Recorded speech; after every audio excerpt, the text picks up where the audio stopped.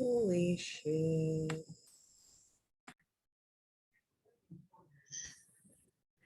Hello, everybody. I mean, it's really just me and Amy right now, but for anyone who may be watching this, because it's excellent, we are starting session 4 of the MREA series watch party.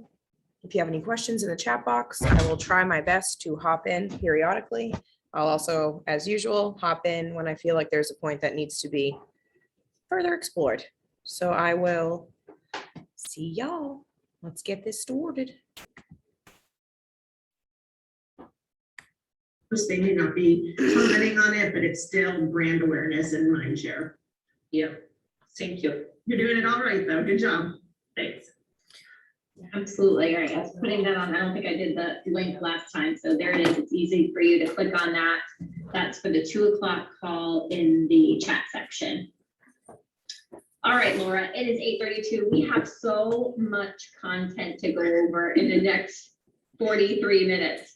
And we want to make sure that we get everything in or as much as we can. So good morning, everybody. Welcome to week 2, session number 4 for our MREA series. I'm really excited that you have Laura Strunk on here as your instructor today. She's a team leader at Cape Cod. I'm going to let her fill you in on all of her accolades. It's amazing. And you guys are going to love today's session. So Laura, I'm going to let you take it away, and I'm going to be here for any questions or anything you need. So, Awesome. Thanks, Jen. So I'm so excited to be here. When I saw the list of topics, this is the one I picked. I should have looked at how many pages were in this topic, though, because I got the largest amount of pages. I told Jen over the weekend, I said, it's a good thing I'm a fast talker because we got a lot of information to go through today. So I'm going to be moving fast today, yet I'm happy to answer questions, etc. So I am the team leader here on Cape Cod in Colonial Partners, so we're also across the bridge in Plymouth. I'm also, though, if you're an agent, I also have a team back in Maryland. I lived in Maryland for 21 years before moving back home, and that team still runs. I was a productivity coach for 4.5 years, and I'm a Keller Williams approved trainer. So I credit the MREA book in these 4 models, which we're going to go over today, with my ability to have a business that I have today. The fact that I'm living in a different state and my business continues to run in another state is a direct reflection of the MREA models. And that is why I'm so passionate about it.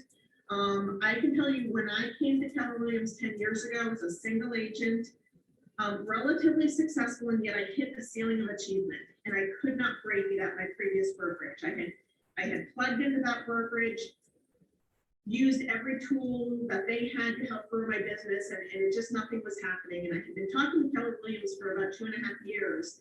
And when I joined Keller Williams, I turned to the team leader and I said, you've been telling me for 2.5 years, I'm sorry, I'm dying all of a sudden, that you have models, systems, and tools that will help grow my business. And sometimes I take hard lines in the sand, and I said to the team leader, I said, you have 6 months. Tell me what the models are. Tell me what to do. I will not change it. I will not think about it. I will do it. And you have 6 months to prove to me that it will grow my business. And so they shared with me the first 2 models of the MREA models. We're going to talk about all 4 of them today, but they shared with me the first 2 models because those are the ones that are directly related to production.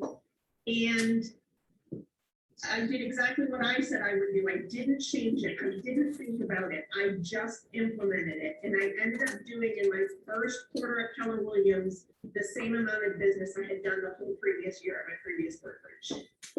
And so that is why I love the model at Keller Williams, because it works. Now, one of the times that I took hold, something was shared with me that I want to share with all of you. They call them models, not menus. So what I mean by that, right? You go to a restaurant, you have 30 choices on what you can order, and you pick what you like, and you don't order what you don't like. The models are not menus.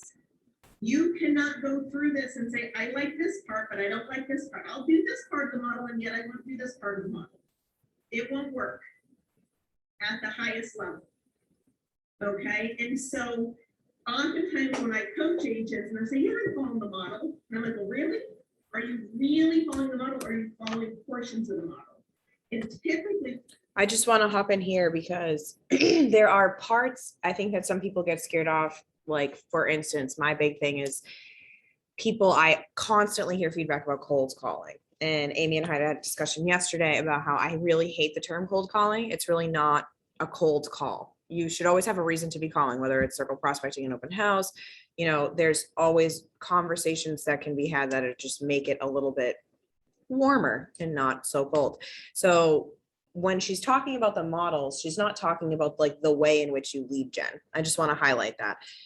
When we do business planning clinic next week within the coaching group, there will be a list of things and you can pick your top 3 sources of lead generation. They don't have to be things that make you super uncomfortable. I'm not saying don't make yourself uncomfortable. I think that it's absolutely necessary to be uncomfortable in order to grow. But if you're like, you know what, this is just like not it for me, it's not working. And if you're not gaining confidence in something you're doing, it's going to come across to the client. So I just wanted to throw that little snippet in there. when people are not experiencing the growth that they're looking for, it's because they're picking and choosing. So follow the model is my best advice I can give you. So today, in the next 30 minutes or so, I'm going to give you an overview of all 4 models. Okay, so that's a lot of information, and yet we're not going to go deep into each of them. I'm just going to give you an overview. So the first model is the economic model.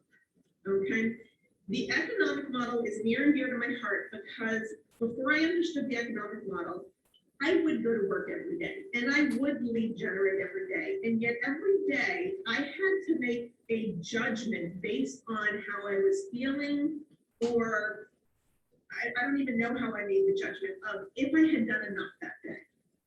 Have I done enough to move my business forward? Was this enough activity to cause my business to grow? And usually I think I quit more than or sooner than I should have. It wasn't enough.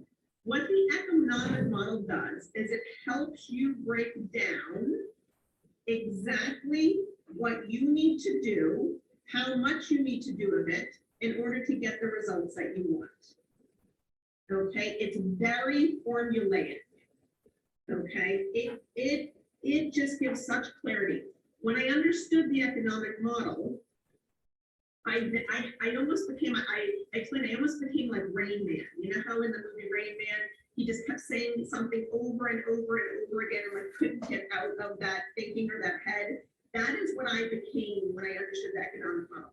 The economic model helped me understand that in order for me to hit my goals, my income goals, I need to go on 2 appointments a week with a new buyer or seller. And so that was like my Rain Man. It was 2 appointments a week, 2 appointments a week, 2 appointments a week, 2 appointments a week. Like I didn't think of anything else. And so I would just lead generate until I hit 2 appointments a week. And that is what I focused on. Okay. So what happens with the economic model is it starts with what you want to make for the year. Okay. How much money you want to make from real estate. It takes into effect, or it takes into perspective how much money you're going to spend to run your business. And then it breaks down based on conversion rates, based on how many appointments you have to go on to get how many listing appointments you have to go on to get a seller to actually hire you. How many sellers actually have to hire you in order to go to a closing. Same thing on the buyer side. So it breaks it down based on conversion rates. And if you don't know your conversion rate, you're like, I don't know, because I remember the first time I did this. And I remember my team lead saying, well, how many buyer consultations do you go on in order to get, a buyer to agree to work with you? I'm like, I have no idea. I'm not even sure I'm doing a buyer consultation at this point. They just call me up, say they want to see a home, and I go out and show them home. I don't know, is that a buyer consultation? So I have no frame of reference, okay? And so I didn't know those things. And yet the beauty behind being the largest, most successful real estate company is that we have the data within our company. So we know what kind of the norms are. So until you have your own data and your own numbers, you can use the numbers that Keller Williams provides in conversion rates. And if I also just want to kind of go back to what she was saying initially, is that you are taking into consideration when you're running the economic model, how much money do you want to make for the year? If you start that in January, are you going to see that result? What's the likelihood of you hitting that goal? It's unlikely. I'm saying that because we're heading into the first week of the last quarter of 2021. And like Jamie had said, excuse me, I don't have COVID. As Jamie had said at the shareholder meeting, we're already in 2022. And that's really needs to be your frame of mind. If you're watching this, now, we're in the last quarter. And this is a lot of the times when a lot of realtors, the 80%, hang it up for the year. And I used to be part of the 80% that hung it up for the year. And I can tell you that when I was part of that 80%, I was very stressed in February, March. Going from November to March without a check is not fun, especially when you're relying on your income to take care of some bills, especially around Christmas time. So use whatever you got to do to motivate you, your big why, to start planning ahead for next year. Because if you don't start now, you're not going to have any business. There's obviously going to be people that just reach out to you because they know you're in real estate, but it's not the same. It's not the same thing as you strategically planning and using the economic model to set how much you're going to make. That's how you're projecting your business. And that is going to put you in the top 20%. It's not a matter of, oh, maybe it will, maybe it won't. It absolutely is going to.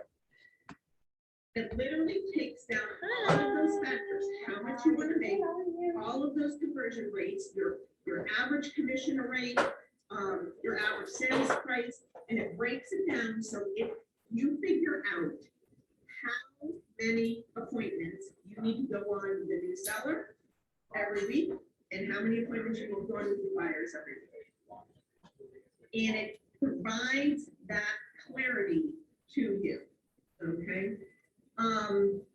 So it would be like thinking like, hey, I want to lose 20 pounds, and yet I have no idea how much energy I'm putting out. I don't know how much exercise I'm doing, and I don't know how much I'm eating. So I've tried to lose weight in the past by not paying attention to those things and just having the will of losing weight. Right? Like, oh, I'd love to lose 20 pounds, but I'm not going to pay attention to how much I'm exercising. I'm not going to pay attention to what I'm eating. And I'm just going to put it out in the universe, and it's just going to happen to me. Well, guess what? That weight doesn't come off. It helps you identify, here's how much you have to exercise, here's how much you have to put in your mouth for food and the type of food, and then therefore that's the result you're going to get. It's the same thing from a real estate perspective. The beauty of the economic model that I love so much is that people think when they start with, I want to make $200,000 this year. It seems very overwhelming until you break it down to the number of appointments you go on a week. I have done the economic model with hundreds, if not close to 1,000 agents, and I've never seen anybody break it down where they have to go on more than 4 appointments a week as an individual agent. Okay, teams are a little bit different. Okay, so most of the times it's either 1 or 2 appointments a week. When you think about it that way, everybody can go on 1 appointment a week with a new client. Okay, that's a very tangible, easy thing to focus on. So it's definitely focusing on the appointments. My recommendation for the economic model, start tracking your numbers. And you can start tracking very basically. Okay, start. I just want to point out that while it is easy to get, it's okay, yes, it's tangible to do 1 or 2 appointments. I don't want to set people up with the expectation that it is by any means easy to get the appointment. You're going to have to call and reach out consistently with hundreds of people to get consistent appointments. It's not something that's like, okay, maybe I'll make 5, 6 calls and I'll get 1 appointment. Not even 10, probably honestly, not even 20. I'm talking like maybe 50 people a week you should be consistently reaching out to via smart plan, text, Facebook Messenger, phone calls, and that's what you're supposed to be doing every day. So I think that sometimes the idea about real estate is, oh, well, I only have to go on 1 appointment a week. Look at all this freedom I have. But to get to that 1 appointment a week, you should be grinding. And that's just the fact of the matter. But 1 appointment a week is absolutely doable. And it's slow, or I should say think about it as a marathon, not a sprint. So yeah, okay, maybe you start with 1 appointment a week, but if you're consistently reaching your database and you're consistently building your network out, that one could easily turn into 4. Can you imagine if you had 4 appointments a week and your conversion rate 75%? That's three listings, 3 buyers, that's excellent. Start with how many appointments you go on with a buyer or seller, break it down the seller and buyer side, by the way. How many appointments do you go on? How many of them hired you, meaning they signed a listing agreement or they signed a buyer agency agreement, depending on what state, they may be called different things. How many of them went to closing? Okay, start there. Okay, that will help you learn your conversion rates. Eventually, you want to add on your conversion rates to how many conversations you're having with people, how many conversations you're having with people about real estate, because that's going to take us then into the lead generation model, which is the next model. Okay. So Laura, real quick, where could people do this if they didn't know how to put things somewhere in a magical place of things that Keller Williams has for us? Yes, you can put this in opportunities in command, Silva. It's the way that we have different stages that help that you can put in. This is an appointment, and then it's signed, and then it's under agreement, and then it's closed. The reason it's built that way is a direct reflection of the economic model. Isn't it funny how commands the MREA and even more granular than back it up, right? Because when you're looking at a contact, you can see how many touches, how did I get them, where do they live in my world? And then you can also go even further back to see how did I get this person to this stage? Absolutely. Yep, it's a wealth of knowledge. It's awesome. All right, so let's move into lead generation model, the second model. So lead generation model is, so we've now identified in the economic model how many appointments you have to go on every week. And then it's like, okay, I get it. I have to go on 1 appointment a week. Yeah, that sounds simple. 1 appointment a week, 1 appointment a week. How am I going to get that 1 appointment? Right? So we're talking about that lead generation. And this is a lead generation model. They name it really clearly so that even us real estate agents can understand things and remember things, because sometimes we don't pay attention to those details.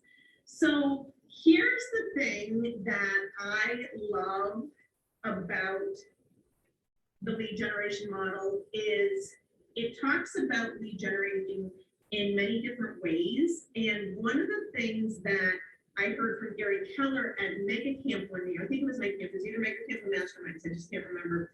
And he said it so simply. He said, our business is a relationship game and a numbers game.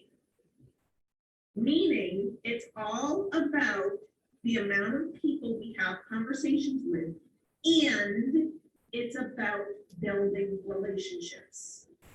Okay, so don't you sometimes we get stuck in, I have to make X amount of contacts a day. And it feels very cold, it feels very unpersonal. I don't want to build my business. I hear this a lot from agents. I want to build my business by just, dialing through a list and Okay, yeah, I wouldn't either.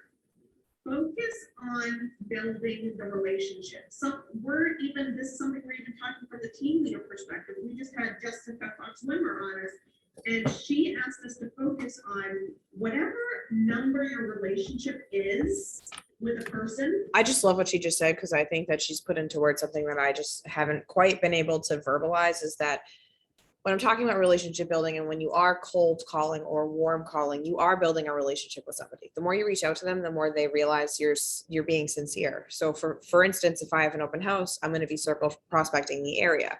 I'm going to be reaching out to them, and I'm genuine in wanting to let them know, oh, hey, I'm selling a home in your neighborhood. That could affect the price of your home. Oh, hey, it sold. This is how it affected the price of your home. And if it's coming from a genuine place and you're genuinely looking to build a relationship with the person, I mean, I like making people money because I am lucky enough to make money making other people money. Like, what better job is there than that? Like, usually they're happy or relieved, even if it's a sad situation. Like, everyone might, I've said it a million times, I've unfortunately developed a niche in estate sales, but it feels really good for me when I'm building that relationship with them, that I get to, let them grieve properly after they don't have to deal with the mess of, the paperwork side of someone passing away. And we'll keep it high level though, because my job can sometimes be depressing because of that, but you want to think of it as building a relationship. And that is what I really want to hit home, is that it's really not cold calling. Like when you call a friend to check in on them, it's genuine. And that's how you want to frame it in your mind with these clients. And of course you're going to get yeah, sure, you're a realtor. I've gotten, responses like realtors are worse than used car salesmen.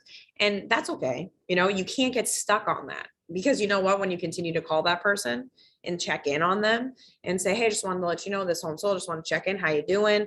They're going to realize that you're not a used car salesman. You're looking to build a relationship, and you really have to be sincere. And of course you're after their business, but if you foster and value the relationship first, the business will come.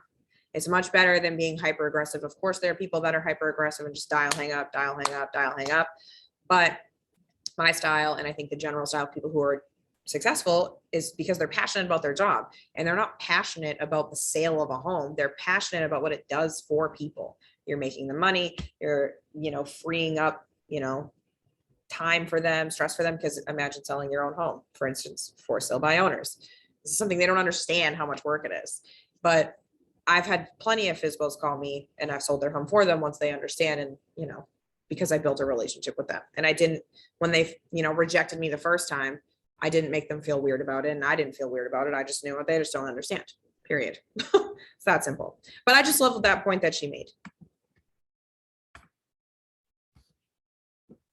Oh, Just yeah. try to take it 2 to 3 notches up. So if you have like a 5 relationship with someone, every interaction you have with them, you're trying to get it to a 7 or an 8. If you have a 0, meaning you've never met the person, someone walking into an open house, for an example, your goal for that open house is just get them to a 2. Just take that relationship a little bit further in every conversation and every single interaction. Okay, you're building trust and rapport. Okay, and yet though, you do have to have conversations, and you have to have conversations consistently. Okay, it can't just be a one and done type of thing. It is a numbers game, meaning you have to continue to talk to people and different type of people. Okay, now what I do want to talk about, what they break down in the lead generation model, is the difference between prospecting and marketing. Okay, let me make it very clear. You need both. Okay, marketing is like some of the things that they're giving you on the growth initiative calls at 2 o'clock, where they're giving you the social media posts, and you just post it out there, the smart plans in command that just go out automatically. All of those things are marketing. Okay, and marketing is very important. Understand that. It grabs people attention. It keeps that mind share. It allows you to do the heavy lifting when you're not able to be maybe as interactive. Okay, however, the number one thing that I see agents try to do to build their business is to only do marketing and not prospecting. Okay, marketing is static, meaning you're putting it out there, you're relying on someone else seeing it and interacting with that. Prospecting is proactive.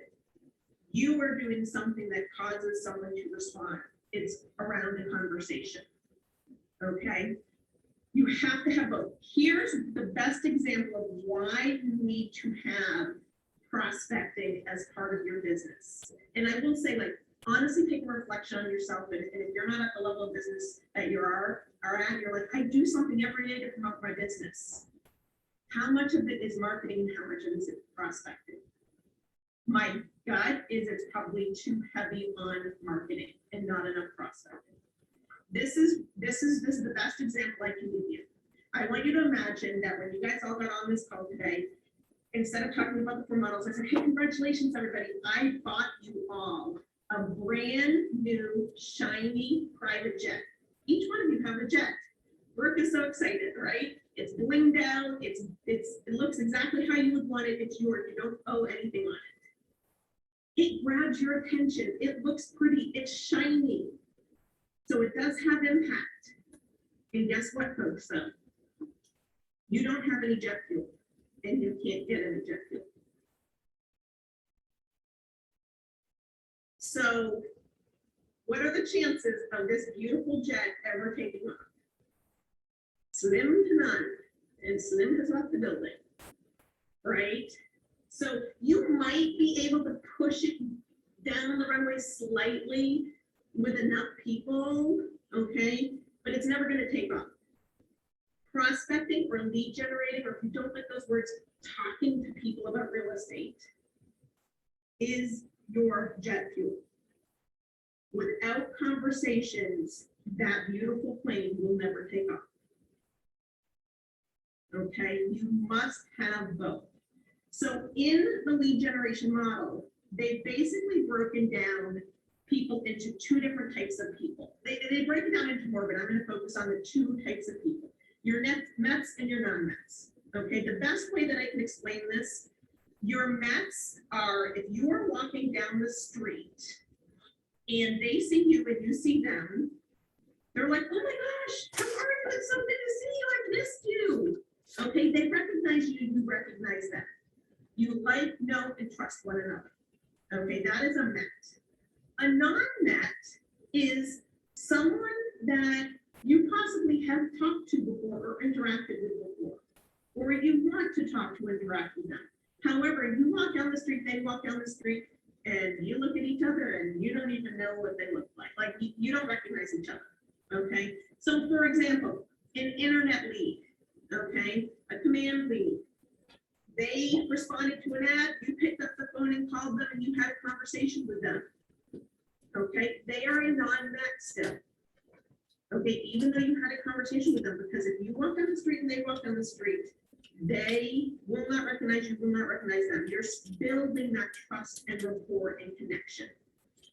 Okay, what your goal is your goal is to, with your Mets, is to continue to strengthen that rapport and that relationship, so they are just giving you referrals and using you for business just automatically. You pour into them, you love them, okay? You add value to their life, okay? Because you already have a relationship with them. The non-Mets, your goal with the non-Mets is to gain that trust and rapport. So they start to feel really good about you, so that when they do have a real estate need, they use you. Okay, it's not quite there yet. Because they don't know you, you don't know them. You have to earn that. Okay, now we have, within the lead generation model, we have different type of systems and tools that allow for the interaction to happen, both from a marketing perspective and a prospecting perspective. Okay, so the best smart plans work, I'm going to call on you. Are the best smart plans works the ones that you can just set and forget it? You never have to be proactive. Yes and no. So you're catching. So would you want to know exactly which ones I love for this, or do you want me to answer? No, do your thing, Brooke. Yeah, tell me what you love. So I love bi-weekly neighborhood nurtures. I love quarterly call plans, and I love, people know this, birthdays. God, do I love birthdays, because you get 4 touches with the KW birthday smart plan. Yeah, this is what those are my 3 favorite too, by the way, but no surprise, and sort of like besties, right? So anyways, you know, the bi-weekly neighborhood nurture, that is very, very personal to the person, because it's about their neighborhood, and yet it does happen automatically. It is marketing based. And then you can see we're paired it exactly with a quarterly call smart plan, which is prospecting based. You are having a conversation with someone about real estate. So they're getting the marketing, they're getting the prospecting. And then the birthday smart plans is a combination of both. Some of them are static, okay, a social media post, and then some of them are proactive, sending them, you know, or calling them on their birthday, sending them a text. So it's a great, this is a perfect example of what a touch system, whether it's an 8x8, 12x12 direct, that doesn't matter, okay? It is a combination of static and personal, okay? I wish I could tell you all that you've never had to talk to someone about real estate. It just doesn't exist. It's just not the reality. You have to have conversations about real estate. Okay, So that is how you kind of use the system, and when you are doing it consistently, both the static, the marketing, and the proactive, that is when the referrals start to come. That is when the momentum is there. Okay, now, if you're not doing it at all, meaning the conversations, if you're not doing the static stuff, talk to your tech person in your market center, talk to your leadership, get on training, start to do that. And then if you're not doing the prospecting, don't feel you gotta go from where you are now to run a marathon. Okay, what I tell agents is pick a number, and I don't care what number it is, as long as it's not 0. Pick a number that no matter what, every single day you can have that many conversations about real estate. So even if it is 1, if you just decide every single day I'm going to have 1 conversation about real estate, no matter what, my head does not go on my pillow at night without having that 1 conversation. So today you have that conversation, tomorrow you have that conversation. What's going to happen is there's power, it's compounding interest effect. It is the power of doing something consistently over time. And what's going to happen is after about 2 weeks or so, you're going to sit there and go, you know what? It's kind of easy to have 1 conversation a day. I actually think I might be able to have 3 instead of 1. And then you start having 3 conversations a day. And then you start to have 5. And then all of a sudden you look up and be like, oh my gosh, I talk to everybody about real estate every day. That's my new habit.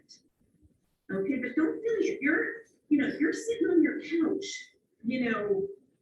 not doing any exercise, you're not going to stand up tomorrow and run that marathon. It's the same with lead generation. Okay, pick a number that no matter what you can hit. There is great value in putting your head on the pillow and going, you know what, I did my job today.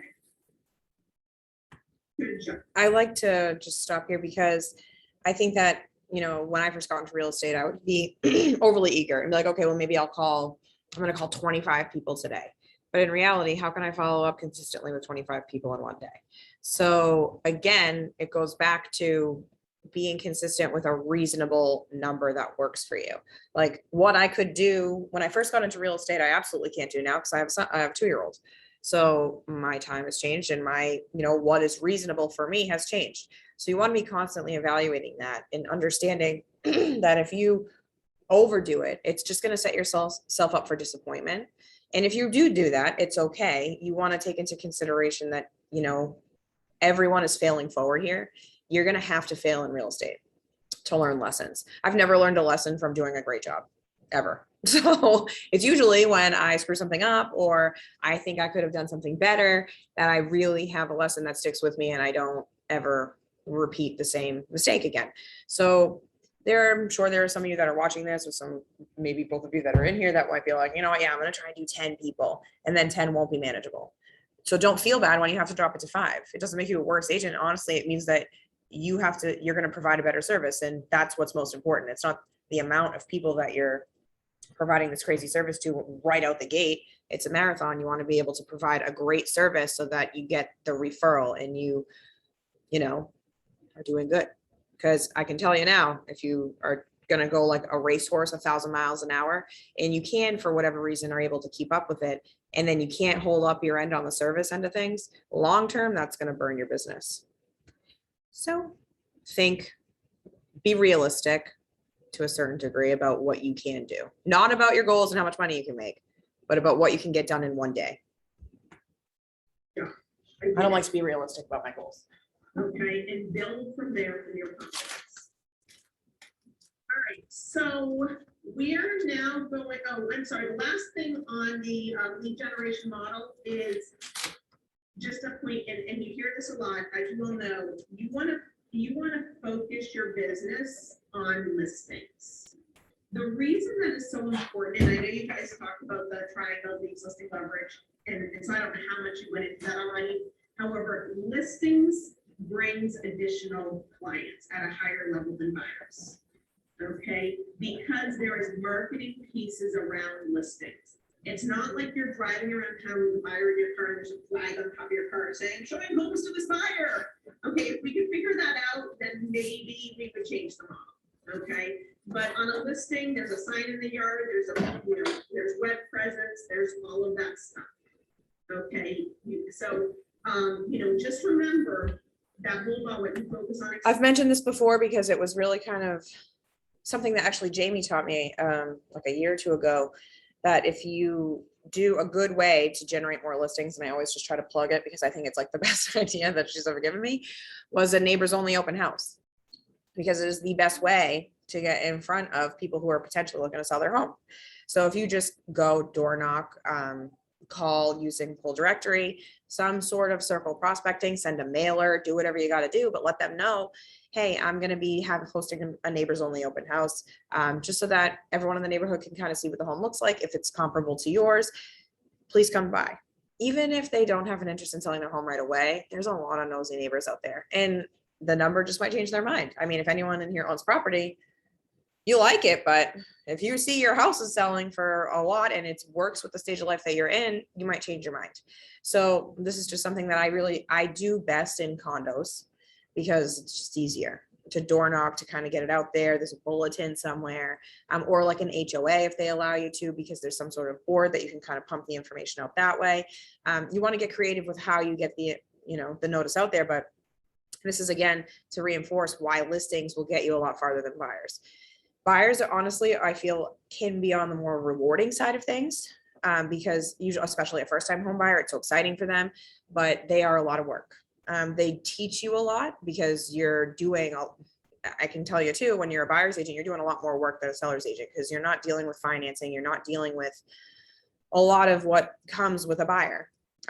That's not always the case, because sometimes your listing is also buying, so that's a different story, but listings will definitely take you farther. Again, because the sign, again, because you're marketing it for your client with your face on it, and because you have opportunities to do things like a neighbors only open house, like Art Durkin, who I think is just like the best idea ever, and I would love to start doing with my clients, is him and Shell host a housewarming party for every client that they close. And they say, give me a list, we'll take care of the food, and we'll invite your new neighbors.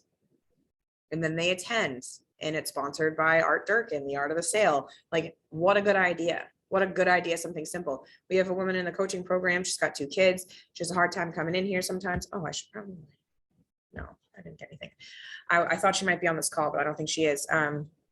But she has 2 little kids, and on our coaching session yesterday, we decided that it would be best for her to do a trunk or treat. She lives in a condo association. Why not do a trunk or treat? She doesn't know how to introduce herself as a realtor. What better way, And when you're doing these things, don't think of it, when it comes to listings, nobody knows that you don't know anything. And I can't stress that enough, because I remember that feeling very well. I was like, they're going to know. They're going to know that I have no idea what I'm doing. They're going to know. Like, they're really not going to. Nobody's going to know. Nobody's going to know. So if you come with it, confidence is key. And be confident, because you have me. And I'm confident. So you can call me and it'll get done. So go in and say, hi, I'm Amy Souza. I'm a realtor at Keller Williams. I would love to host this here. Don't come in and it's like, hi, I'm new at real estate, but I'm looking to build my, nope. You're a realtor and I'm here to sell some things. Okay. Okay. Sorry. Continue. Fans, when I intentionally worked on switching my business to be more listing heavy than buyer heavy, I switched my lead generation conversations. When I talk to people, instead of saying, asking them if they knew any buyers or sellers, I just asked them about sellers. Hey, can you think of anybody that's planning on selling their home in the next 12 months? There's some important changes that are happening that they need to know about. Leading with value, right? And even though I was asking about listings, I would still get buyer referrals. It's not that they forgot about buyers. It's just that was the focus, and that was the year that I shifted over to having more listings and buyers. Okay, what you focus on expands. People grow into the conversations around them. If you talk more about working with sellers, you're going to get more sellers. All right, let's switch to the budget model. I think the budget model is the model out of all 4 that is probably ignored the most, because people don't like to look at their money. It can be very uncomfortable. Okay, the budget model literally breaks down how much money you should be spending to run your business in all different areas. Before Keller Williams, I had no idea. I spent money based on my gut. I think this will work. It's worth a shot. I had no idea if what I was spending on the money was actually aligned with what I should be and whether it was actually working, because I wasn't looking at it. At the end of every year, I would take my box of receipts and give it to my CPA, and they would do my taxes, and then I'd realize how much money I spent and how much money I didn't spend. And that's how I ran my business for my first 17 years being in this industry. And then when I understood the budget model, one of the biggest things that I can the biggest advice that I can give. I cannot stress this enough. I am Laura, but I didn't do it for 17 years. Luckily, I only did it for about 4 or 5. I would do things that made no sense. Not made no sense. Like I would spend a bunch of money on mailers and then do nothing after I mailed them. Like there needs to be a plan. It goes back to like the age old saying of if you fail to plan, you're planning to fail. It really does. You can't like send one mailer and think it's going to do anything. Jen Hamilton, the queen of circle prospecting. It goes without saying how much real estate she sells. If she just sent one postcard, it's not going to do anything. She's following up with them. She's also selling homes in the neighborhood. So again, goes back to listings.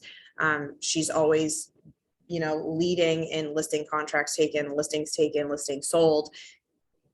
And she continues to get more because she is consistently marketing around what she's selling. And now her market share is so large. If she stopped tomorrow, if she stopped circle prospecting altogether tomorrow and stopped all of her lead generating, she would still have plenty of business because her name is out there. So it is a long game, but Jeffrey Liriano has only been in real estate for 3.5 years. It's 60 pending contracts 1 month, 60 homes in 1 month. That is insane.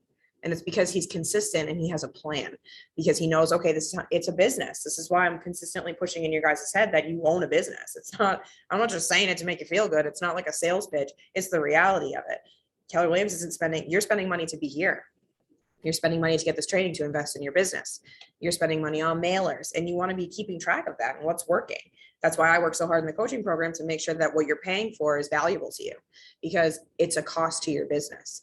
So if you're not making more money and seeing results from it, cut it out, and if you're not tracking it, how would you know?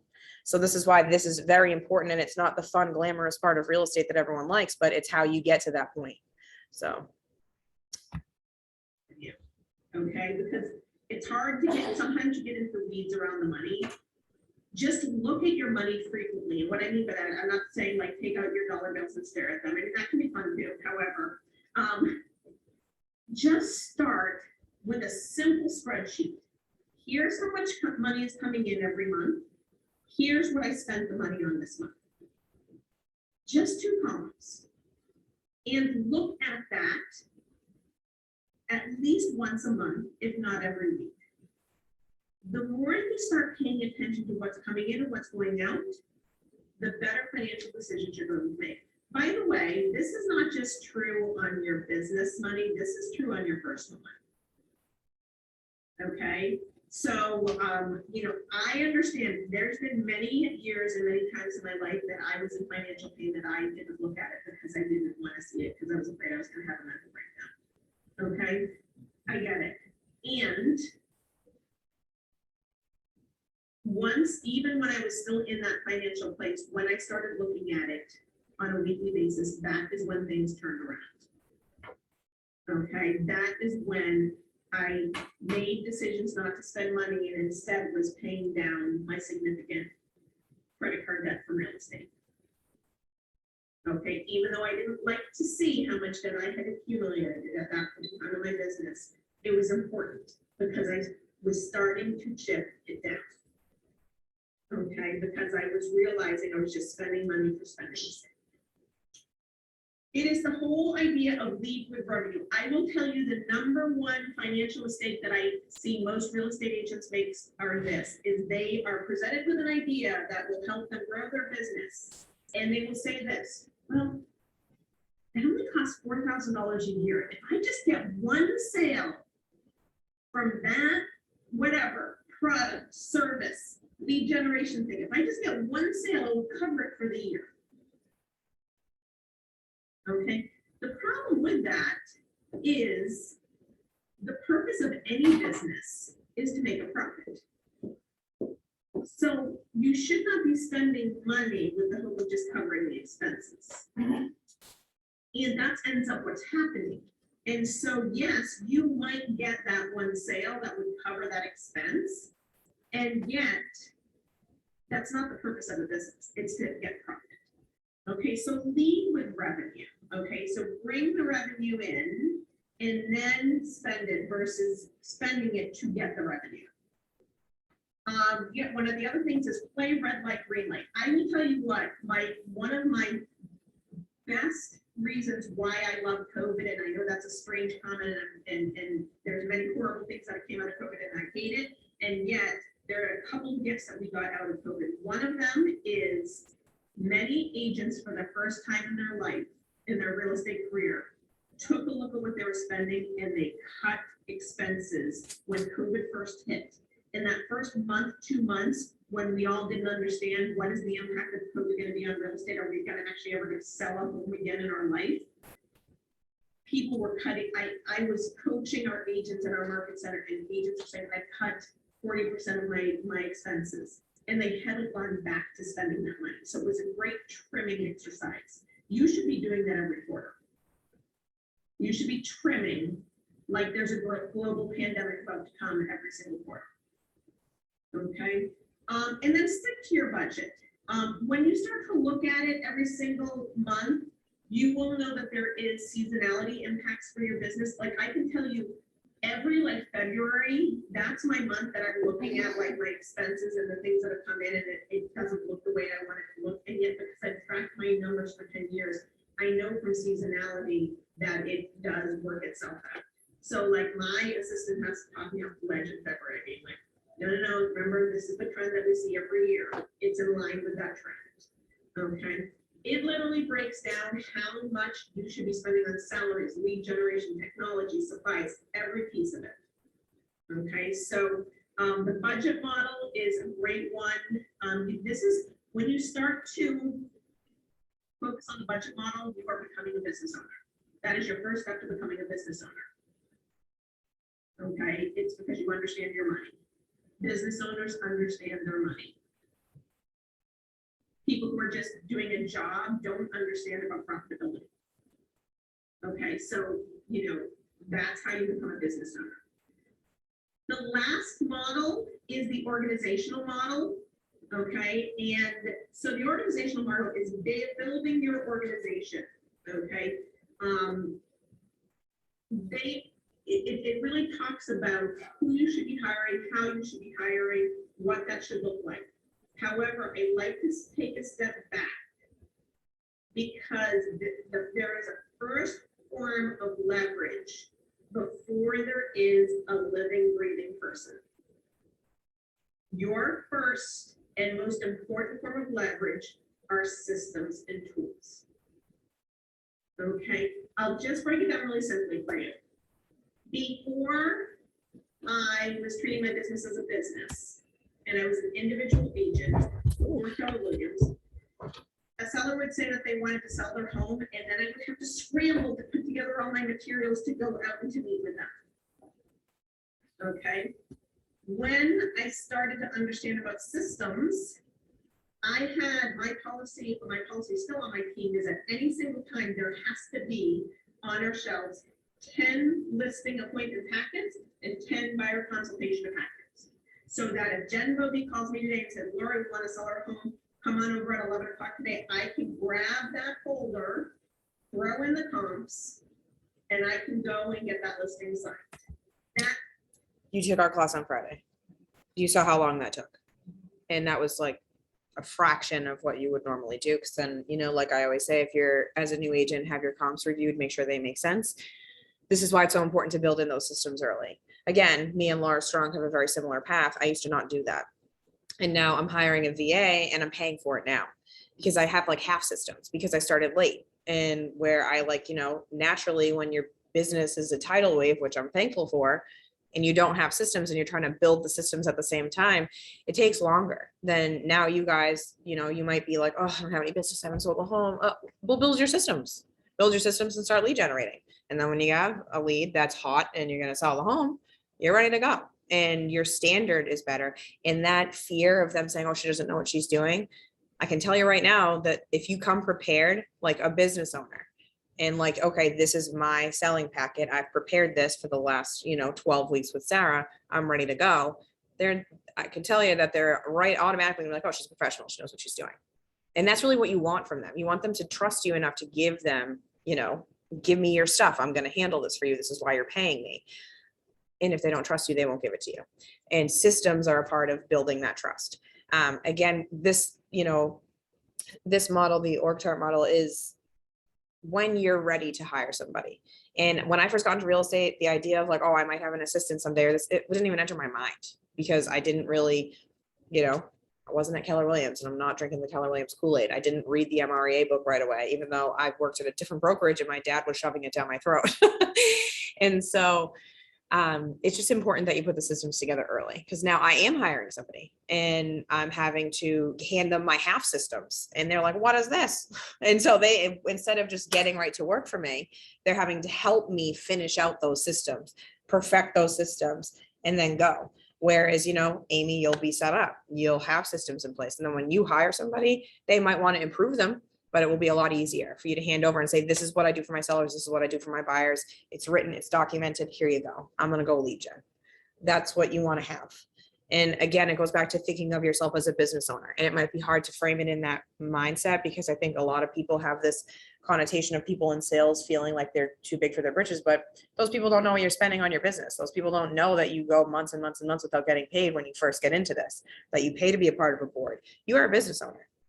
You're investing in your business, just like if you were to open up a sub, my husband owns a sub shop in Revere.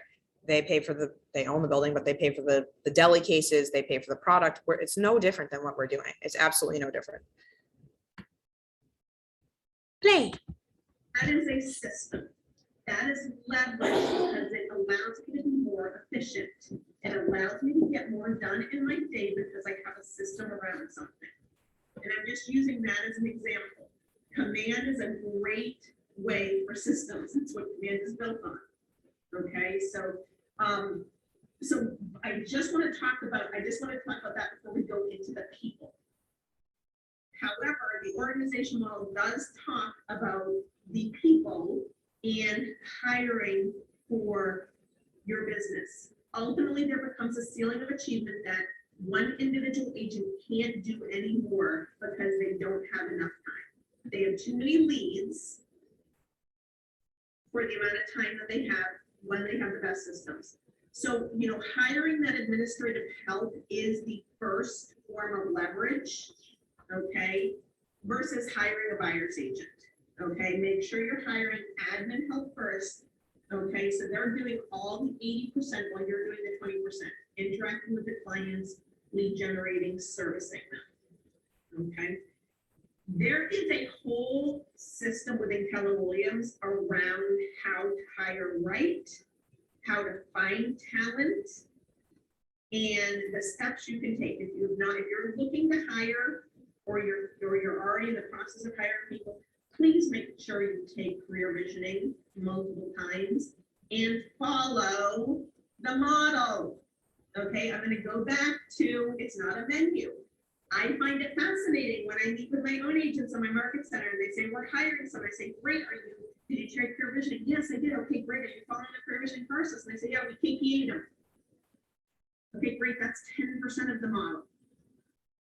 Is it a menu or is it a model? It is a model. There's about 7 or 8 steps in the career visioning process. You can choose to do whatever you want. And for it to be successful, you should choose to follow the entire model. Okay, you want to hire talent. Don't wait until you are so desperate to hire someone, because then you're going to hire someone who's non-talented, and the cost of hiring a non-talented person is huge. You can lose clients. You can be in lawsuit. We could help tell you horse. I want to just touch on this, where if you get to this point, there's a lot of resources within Keller Williams when it comes to hiring somebody. So I have a coach too. Her name's Tiffany. She's up in Maine. And when I was like, man, I'm totally overwhelmed, I don't know what to do. I have this, coaching business and this real estate business, and it's starting to kind of like this is too much for me. Like I cannot manage both of these. And that's a good problem to have. She was able to point me in the right direction. So why I'm telling you that is that you have Jamie, you have me, you have Jill, you have Ashley. If you're ever like, oh my God, because you will get to that point because, you're motivated and you're going to kill it. So once you're killing it and you're like, wow, this is a lot, don't wait for it to get to that point. And hopefully you're communicating with your leadership team, because leadership is an asset to you. We're here to serve the agents. So if you need feedback, if you need an opinion of like, hey, I don't know, should I hire somebody? I was not afraid to reach out. I reached out to Arthur from DNA. I, pulled him into a conference room. I said, hey, when did you hire somebody? How did you feel about it? He told me what he failed at. I have hired the wrong people first. I started a team too early. It failed. You wouldn't know that when you look at them. And this is why, there is a story behind every successful agent, and there is a story behind all of us in leadership. And we've probably made the mistakes that you could potentially make. So just talk to people is really all I want to say. It is important that you hire the right people. And if you are discussing it with your leadership team and discussing it with your ALC or an agent that you mentor like Lori, they'll be able to kind of point you in the right direction. I was able to find a VA company, Cyberbackers, through Keller Williams. I would have never known about them without Keller Williams or Jamie and Tiffany. And that is something that's probably gonna, I almost hired a friend. Imagine if I hired my friend, that would be a train wreck. So thankfully I relied on my leadership to be like, girl, that's a terrible idea. And I'm like, you know what? I know that, but it's easy. So because I'm overwhelmed, because I'm waiting until the point where I'm completely overwhelmed, I was like, I'll just hire whoever's available because I need help. Not a good idea, not a good idea. And I talked about it with my coach and she was like, girl, that's a terrible idea. And so just discuss these things, talk about them. This is a space where it's like, you don't have to hold it all. This model is shared with, it's an industry-wide model. It's not like it's a secret. So talk with people about it. Stories. I could tell you horror stories of choosing to hire someone out of desperation because I wasn't following the model, and what that means for you. Okay, so once again, there is a whole process. Career visioning is really the biggest piece to that. And what I will tell people is if you are choosing to build a team, what you have to build first is your leadership skills. Okay, leading a team has just as many skills as being an individual agent, if not more. Okay, you really have to focus a lot on your leadership skills, how you communicate with people, and how you interact with them. Okay, in some ways, selling real estate is much easier because you can control yourself. Okay, so there are so many classes and opportunities within Keller Williams to develop your leadership skills, and it's the biggest opportunity out there. When I first took career visioning, I came back to my team leader and said, there's no way I'm doing that. That's way too much work. Okay, I don't want to have to get to know people in that way. And yet they encouraged me to push forward, which I did. And it's what allowed me to move back to my home state and to be 10 minutes away from my parents. And my team, this is the start of year 5 of me not living in the same state where my team is running at a relatively high level. That's what leverage can do for you. It creates opportunities. So those are the 4 models in a nutshell. I think I did it in my time allotted, Jen Bovee. Challenge accepted. What questions do people have? I have a quick question. Sure. So I understand the models and not to pick on any great, and I love that you sort of compared it to exercising or just setting goals in that way. That's really helpful to go to relate to. But my question regarding the organizational model for visioning, do you have any advice, or is there any way that you could advise on if we're not ready to hire and if we can't get out of our own way in certain regards, that's not about hiring but just growing? I was thinking Yeah. So your first hire should be a coach. I mean, no one should be in this business without a coach. There's nothing I feel more strongly about. That's what they do, is they help, we all get in our own way. And the coach is what's going to help you get out of your own way. Can I say something? Sure. Hi, it's Karina from Plainville. Anyhow, I started out first leveraging the technology that we have. And then when I got to the point where, I'm not fully leveraged as much as I can, obviously with technology, it's very difficult. But I did that, and then I went in and got a coach. And when I got a coach, it kind of really changed my business. And I am looking into down the line hiring my husband to do all my administrative work, because that's his strong point. Like I have a plan, so that's kind of gotta start small and start leveraging the power I can with technology. And find a coach, and You're then absolutely right. Systems and tools are your first technology. And there's, as people are putting in the chat room, there are gaps in regards to other type of leverage besides hiring someone, transaction coordinators, PCs, all those types of things. But you're absolutely right. Systems and technology and tools, those are all systems and tools are your first technology. And in regards to the question that Kelly asked, which was like, I'm getting in my own way, whenever you're getting in your own way, that answer is coach. And we all get in our own ways. I get in my own ways like every 5 minutes. So, I mean, we all need someone to help us get out of our own way. I have a question. Can I ask a question? Sure. This is Julie. Good morning, everyone. Good morning. Career vision. How do I go about,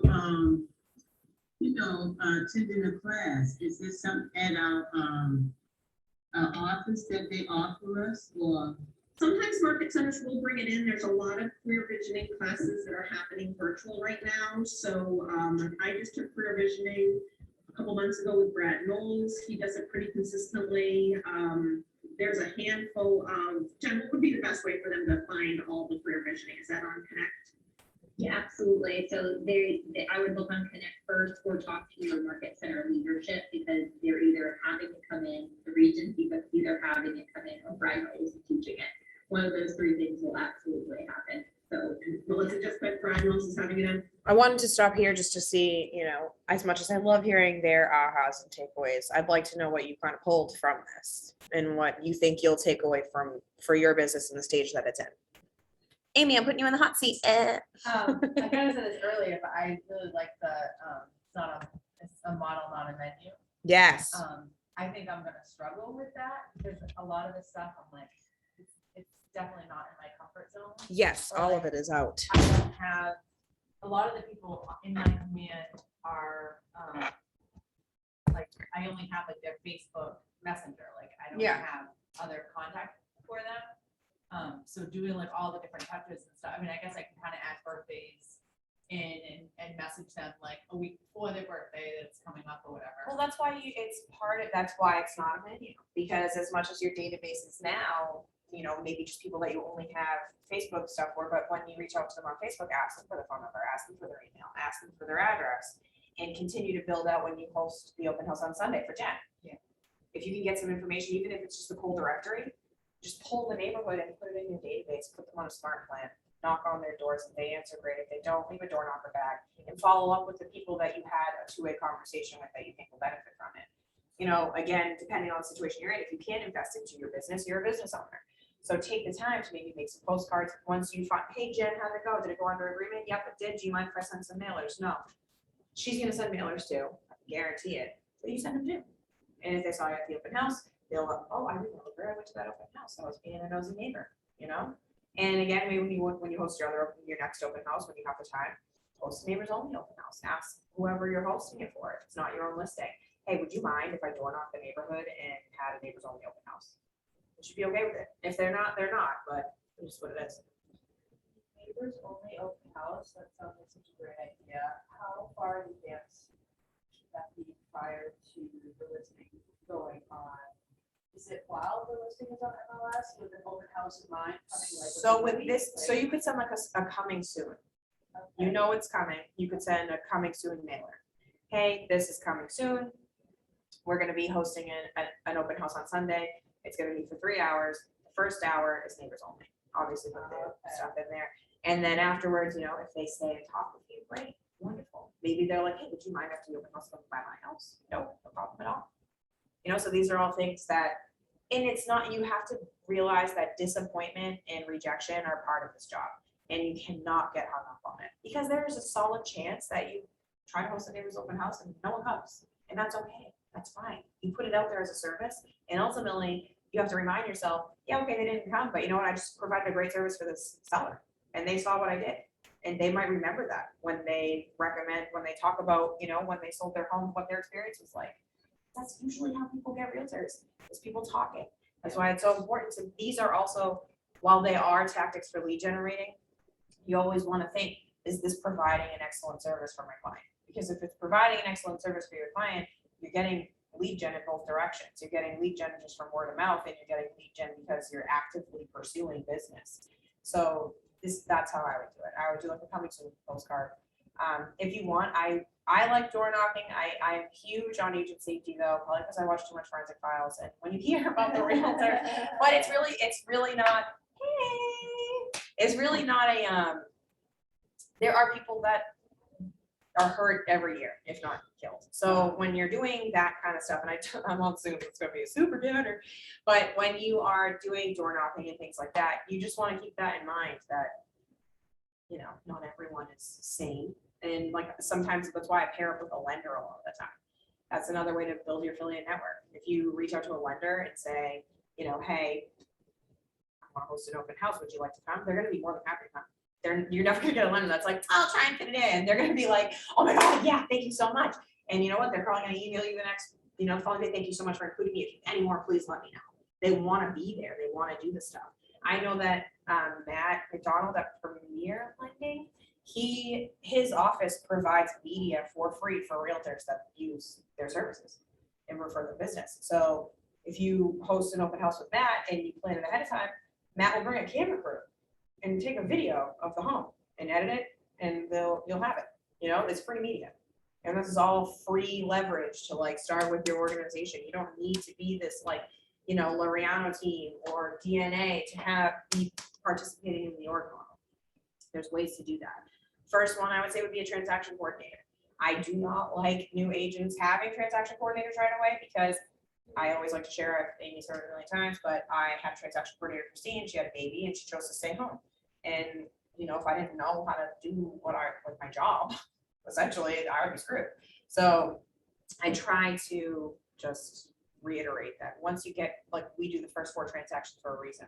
You know, the first transaction, I'll be heavily involved. The second, I'll still be involved, but it'll be on an as-needed basis. Third, I'm gonna just try and pull away a little bit because I have to teach you to fish. I can't fish for you. It's very easy to get to the habit because I'm like naturally the person that doesn't want to let people like flounder for me to jump in, but I really have to try and pull back so that you guys learn. But a transaction coordinator is a way that you can leverage out things easy. It's usually like between $250 and $300 per transaction, and it's worth every penny because if you have time to lead gen, you know, you're only going to make more money. It's only going to help your bottom line rise. So that's what you want to be thinking of.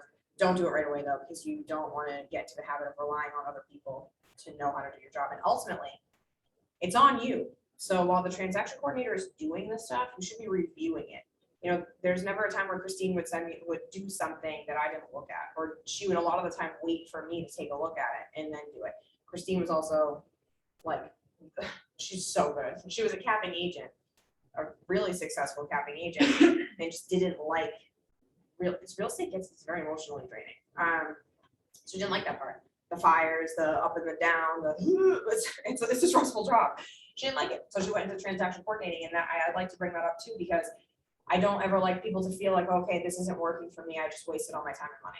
no, there is a million jobs you can have in real estate. It's not just that, like, you can get into leadership. Ashley has a real estate license. She just, her first listing is closing. It's not like these people, like, we all sell a little bit. Jamie sold homes. Jill's a bar licensed attorney and a realtor. We all do a little bit of it. And they probably just discovered, I just don't like real estate, and they got into leadership and they love it, or Jill, for instance, I don't like law. Realtors and lawyers, while it's not, we actually make more money than lawyers, which I think a lot of people don't know. When you see the CD, they make like 1,500, we make like 10,000. It's because our job is significantly more stressful. They get paid big when it's, a problem, and they have every right to, but I just have to keep that in mind, because I didn't know that until fairly recently, and I was like, wait a second. I make more money than the attorneys. It's just a little confidence booster, and I'm telling you, you need it, because they'll beat you up out here. But the economic model, I think, is the hugest one, especially for the stage of business that you guys are in. I'm not sure, Jean, how long have you been in real estate? That's okay. Yeah, no. I mean, I would focus on this, focus on, all right, like, how much money do I want to make? Like, I would fly by the seat of my pants. I'd be like, oh, cool, a house. Yeah, I'm gonna sell a house. I'm gonna sell a house. And I didn't do it full time. So I had income. So I wasn't paying attention. I was just like, this is just extra money. I'm going to go to Italy. I'm going to go to Ireland. I'm going to like, woo, yeah. Oh, I need a down payment for my house. No problem. Give me 3 months. And, when I started to kind of think like, wow, I really hate sitting at a desk all day. This is hell. I started to pay attention more about my economic model, but I didn't, not to the extent in which I do now. So again, I think that the key takeaway that I just want you guys to think about, let it marinate, is that you own your own business. And the whole gist of this is that you need to think like an entrepreneur. You can't be thinking I'm a realtor that works for Keller Williams. You own your own business. And I watch motivational videos a lot on YouTube. And one of my favorite ones is that no one's coming to help you. I'm here to support you, but no, I can't make you get out of bed. I can't make you come here. I can't make you make those calls. I can't make sure you're doing a good job. No one's coming to help you. You are your own boss. And that's, I think, what everyone, especially in these times, wants to be until they're their own boss. And then they're not getting any money because they're not a very good boss. And it's okay, like Laura says, I get in my own way every day. Part of why I'm hiring a VA is because I get in my own way. And let me tell you, he's beating me up in a good way. I like it. But it's definitely something where you have to think like a business owner. And there are going to be times where you're like, well, I don't really feel like doing it. I don't feel like doing it. And part of why having a coach is important, whether it's me or somebody else, doesn't really matter. You need someone that's going to hold you accountable, because I have a coach for that reason. I've always had a coach since I got here.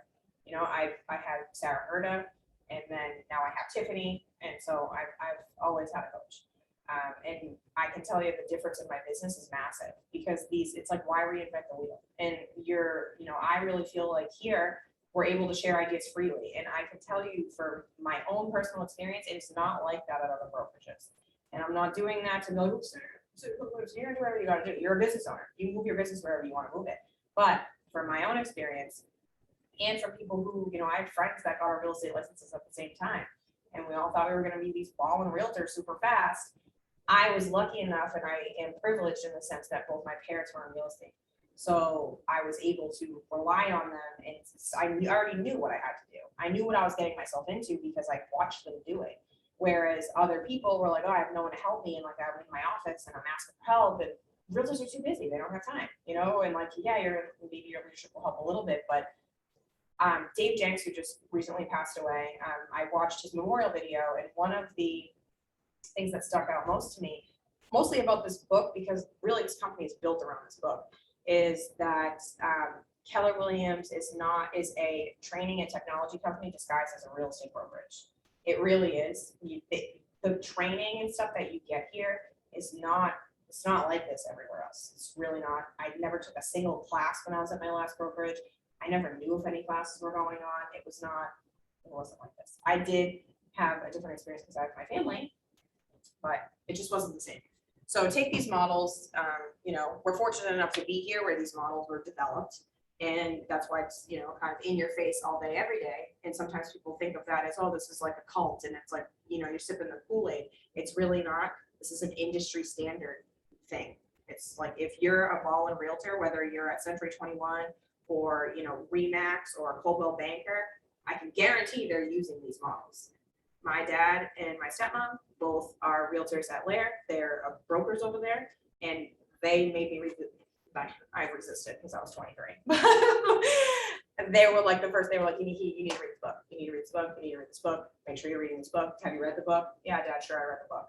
And then like 3 or 4 years later, I picked up the book. And now I want to bang my head up against the wall because I wish I picked it up sooner. So that's all. That's my ahas again. You got anything else? Any questions? So when you're listing and it goes for sale, and you said, you know, you recommend that all around like the neighborhood. Yeah. When do you want to do that? Like how far after it lists and sells? So when it's listing, I might do it as a coming soon, but sometimes people put the listings on like a strategy that I use is like I'll usually do it on Thursdays and then have an open house Sunday, hold all showings. I might put 1 or 2 in because I like to have an offer to leverage at the open house, but it really depends on what your seller wants. The market's also changing. So whereas before, now we're used to like, oh God, we better like, this house is gonna sell at the open house. So if I want to have this neighbors only open house now and do this outreach to the neighborhood, I better do it now or before it hits the market. You want to pay attention to this is why we have to pay attention to like, where is the market? Because you might have more time now. You know, you don't have to like kill yourself. So like you should still be, you know, urgent in your delivery and consistent and, you know, persistent about it, but you might have more time. So if I would still treat it as if it's an aggressive seller's market because it still is, and go ahead of time. I would do like, if you know it's coming on the market, do a coming soon. And then part of that coming soon is advertising the open house. Yeah. Okay. Think about if you were like to get something in the mail. You know, take into consideration it's probably gonna take them 3 to 5 days to get there, unless you're door knocking and doing door hanging bags. Yeah. And like, how much notice would you, you know, if you, especially if your kids, like think about it that way, like, all right, well, you know, I need to know like 2 weeks ahead of time because my kids got like, you know, soccer and, you know, I got stuff to do. So I always just like to think of like, how much notice would I want? I'm probably gonna send it out 2 weeks ahead of time. It's gonna take a week to get to them and then they'll have a week. And realistically, it's not like it's gonna be like this like grand thing, but like, they're probably gonna walk in for 10, 15 minutes and leave, but Door knock, either first Sunday afternoon. I like to do it the day before the open house because I have been in a jam where I couldn't do it the day before and the morning of, you're like sweating, putting signs out, tying balloons up, like people start coming. It's like, it's exhausting. And it just goes to show your preparedness to the people you're trying to market your services to. Is like go the night before, the evening before, or like a couple hours ahead of time. So if your open house is at like 11, go at 9. Then again, people asleep then. So that's why I like to do the evening before. And you just tend to get more. So, okay, so. Or do an open house from like 12 to 2 and do it at 10. So if you're doing the mailer or whatever, like say you're door knocking the week before, just let them know like, hey, this is coming up. We're having an open week. house. So you're gonna do it again? No, just that one. No, I would just do it Yeah. the one time, and I like to keep it pretty close because, like, I know me, and I know that if someone knocks on my door on Wednesday and is asking me to do something Sunday Yeah. with my job and my kid and my husband's job, it's gonna be gone. You know, unless I'm a hot lead, and I'm like, ooh, I want to sell my house. I'm definitely going there to see if it's a comp. I'm also a realtor, Alright, or I'm definitely gonna go and see. But a lot more people than you think realize it matters, you know, what this house is selling for. You know what I mean? There's a lot more people than you think know that. door knock on Sunday, and then the open house is the next weekend, and then. I would do it the day before. Okay. The day just the day before, because you don't want to let too much time go. You can Okay. call, do circle prospecting ahead of time. So maybe call the week before, send a mailer the week before so that by Friday they're getting the mailer and then you're at their door. Okay. You know what I mean? Okay. You want to time it right. So if you send out mailers the weekend before, it's gonna get there, they're gonna see you probably that same day or the day after, you're door knocking, and then you're at the open house. Could you be more out there if you tried? And that is a way to build your database. And like Art Durkin, again, he uses QR codes, which are like amazing. You have a QR code, and it's a nice way to kind of implement it now with COVID because it's like, oh, I don't have an open house sheet because of COVID, but I do need to track that you're here because of COVID. Would you please use the QR code? It's gonna upload all of their information in. And it's true, you do need it for COVID because what if these people test positive, or what if someone in your, or if you get COVID and you have to tell them, you have to track because of the times we're in right now and use that to your advantage. You can use a QR code, they're gonna enter their information in and it's gonna go right into command or right into a spreadsheet that you can easily upload to command. You can, and talk to Art. Art's on the ALC, and he's honestly the nicest man I've ever met in my life. He'll be more than happy to help you. Or if you know anyone else in the office that's using a QR code, I'm pretty sure on the training dashboard, there's a class that Art taught. If you're like, I don't have time to reach out to Art, I got stuff to do, there's a video. So go find it on the training dashboard. It's on your Google Share Drive within your Keller Williams email. And that I think is like honestly the best way to go about it. Put that QR code on your, whatever you're giving them, whatever you're mailing them, whatever. Maybe do like, if it's a neighbors only, you could say, hey, could you register ahead of time? Because I'm gonna bring food. I wanna make sure that we have enough for everybody. I'm gonna post breakfast for the neighborhood prior to the open house. You know, and another thing, like small touches, again, think like an entrepreneur. When I have an open house, this is something I learned from my parents. Remember the first time I went with my stepmom on an open house, we stopped at BJ's. I'm like, what are we doing here? She got this giant tray of cookies. And I was like, this lady's nuts. But they loved it. They loved the cookies. Everyone was like, oh my God. And it's a nice talking point. People bring their kids. I'm always like, oh, do you want a cookie? Mom, can he have a cookie? It's a nice way to build the trust in the relationship. And I'm genuine. I like giving kids cookies. I got a 2-year-old. You know, like you want to do something that fits your personality. For me, it's food. My husband's Italian. I like to give them food. I know some people that have done like twilight open houses with wine or mimosas on Sunday mornings and stuff like that. You gotta be careful about stuff just because liability purposes, but it's nice. It's cool, you know? I think that's something that's cool to do. There's an agent in Boston that I read about. I wish I could remember her name. And I'm so jealous that she thought of this, but she's in the Boston market. So if you live in a cool area, like she does brews and buyers. So once a month or once quarterly, she will host a brews and buyers. And maybe she covers a drink for each person that comes, one drink. And then they talk about buyers. Like what is going on? And like it's something that she can plan ahead, something she can advertise. And it's just an excellent way to kind of pick stuff up. It's her thinking like an entrepreneur. She's not relying on, oh, people will find me. People will find me. I'm a realtor. With the realtor system, everyone's gonna find me. No, no one's gonna find you. No one's coming for you. You need to go after it. And I think that the models kind of just hit that home. And I want to always make sure that I tell everyone that, you know, this is not something, I think that I'm a lot of times, because I'm the productivity coach, if someone doesn't do what they said they were going to do, or we have an assignment, something gets in the way of them doing that, I think they're in trouble. You're not in trouble. You're not in trouble. You know, are you in trouble with yourself? Also be forgiving with yourself. You're a human, you know, just because you don't get something done that you wanted to get done this week, now you know you got to do more next week. And that's how you have to treat it, you know, just like dishes in the sink. You know, it's the same thing. Like, don't just because you didn't do it, you're not skipping that week.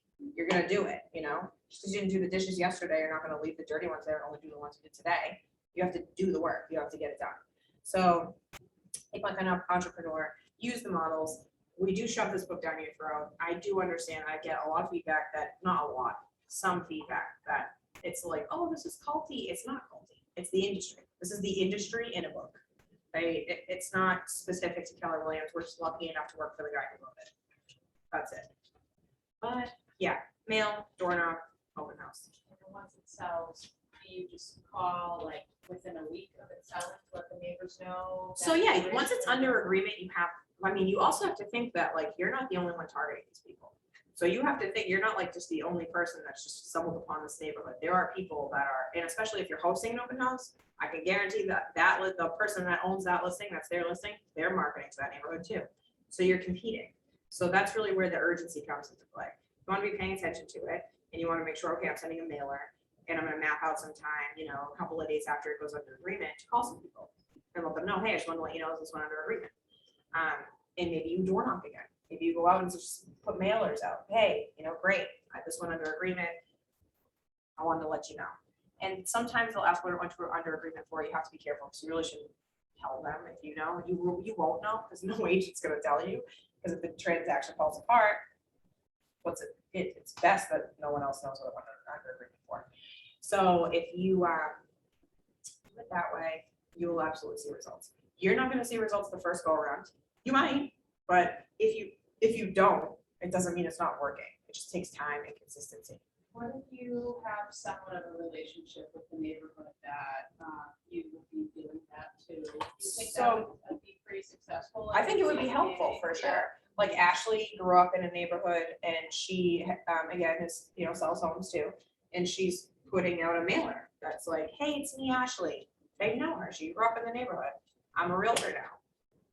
Here's some items of value. That's another thing you can do to think like, to kind of marry why this is an industry-wide standard, like Brian Buffini and Gary Keller, you know, they're both trainers and they have a relationship. Brian Buffini is an excellent real estate trainer. And he, I don't know if either of you done the Buffini training. It's excellent. Can't say enough good things about it. What you learn is like items of value, which is great. And small things that don't cost a lot of money are handwritten notes. If you don't want to do a postcard, get some blank notes. Maybe you have some made with your business information on it and just say, hey, I hosted an open house in your neighborhood. I just wanted to let you know that it sold for X, Y, and Z. Just to see that you hand wrote that is something that people like. And even if you like, so you say you don't know, you know, maybe you only have their Facebook information or only their address from your database. Write them handwritten letters. Say, hey, I just want to thank you so much for supporting my business. It means a lot to me. It's a $5 gift card to Starbucks. You know, maybe you send 10 Someone out. gave me a referral, they ended up, this little lady should have phoned the department, but I looked up the person's address and sent them a gift card. Exactly. For the Super Bowl, I usually, it's hard because sometimes like I have something that I see and I'm like, you haven't even opened it. I paid for that gift card.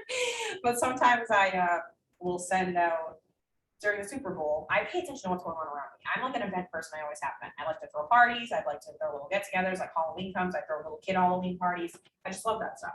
So when it's like, it's easy for me to come up with ideas like the Super Bowl. Like, okay, let's get like, you know, if the Patriots won the Super Bowl, which is clearly not gonna happen anytime soon, but the Patriots won the Super Bowl, I'm sending out, you know, $5 gift cards to my A+ clients. That is a Brian Buffini tactic of you need to categorize your clients from A+, A+, A-, A-, B+, B+. It's to the level at which they're advertising. Mets versus non-Mets. That's another one.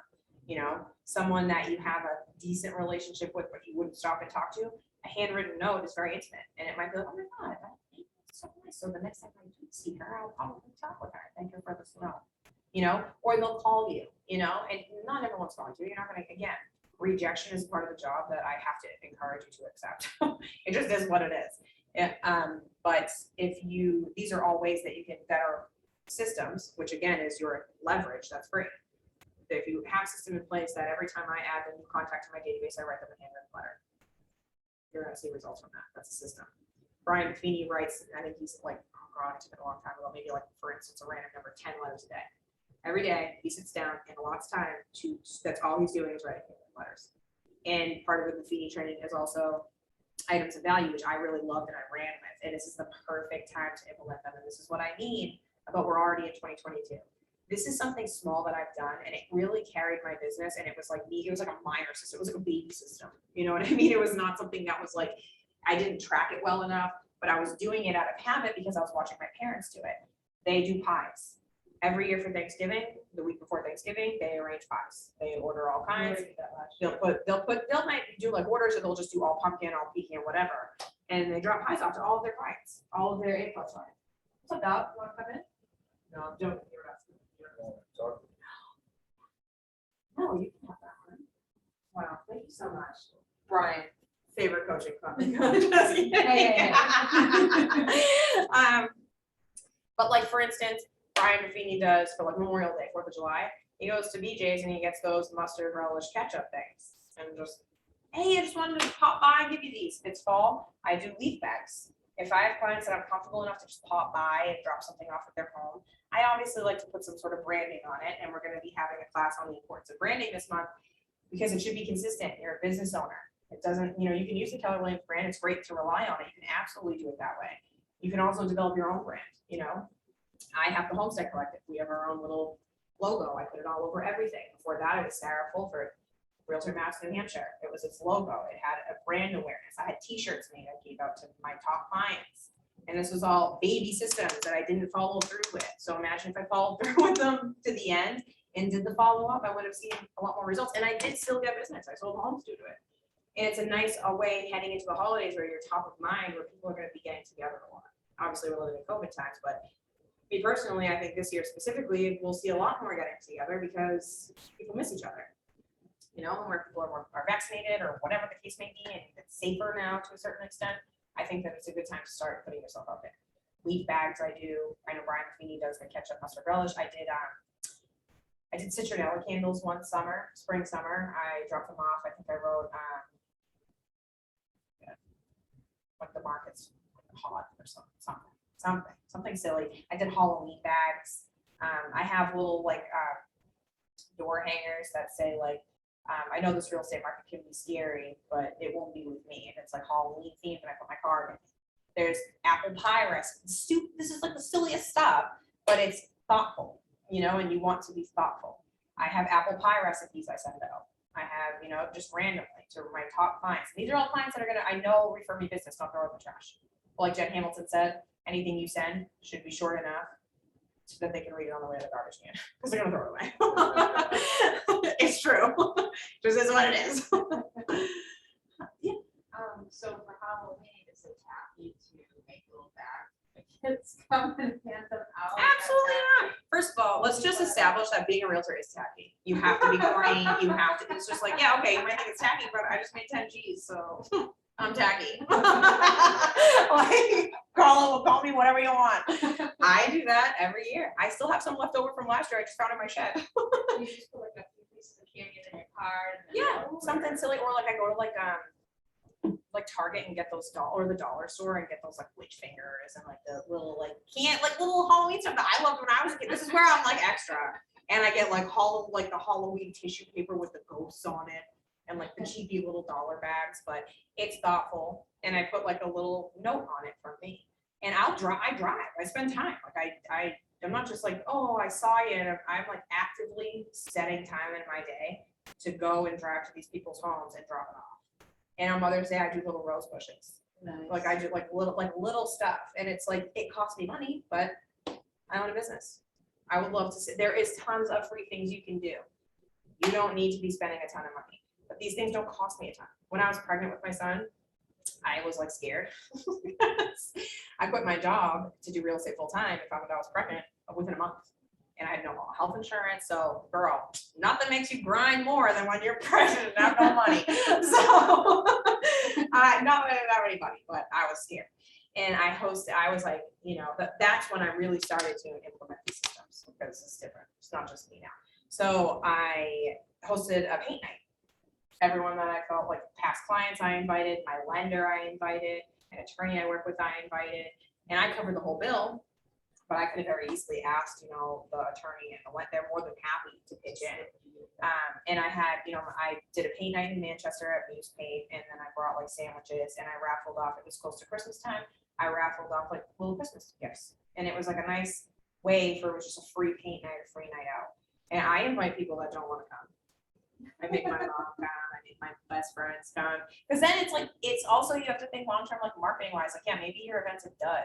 But if you have people that support your business that are like, yeah, all right, okay, Amy, I'll come. The pictures, they don't know that. They don't know that you're dragging them there. You take pictures and you put it out there. It's such a successful paint night.